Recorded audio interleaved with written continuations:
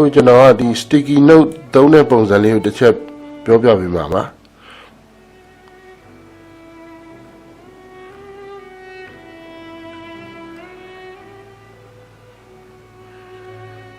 Windows accessory အောက်ကနေဒီကနေပြီးမှ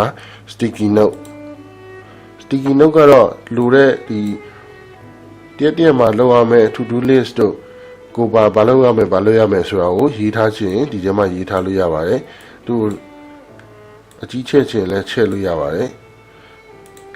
ဒီမှာမြန်မာလိုမျိုးရိုက်ချင်တယ်ဆိုရင်လည်းမြန်မာလို font ပြောင်းပြီးတော့ရိုက်လို့ရပါတယ်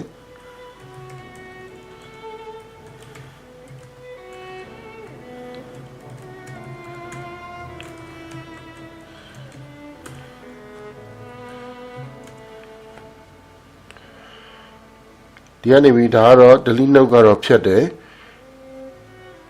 အသစ်ထပ်ယူခြင်းဒီကနေပြီးမှ new note ဆိုပြီးမှနောက်ထပ်ထပ်ယူလို့ရပါတယ်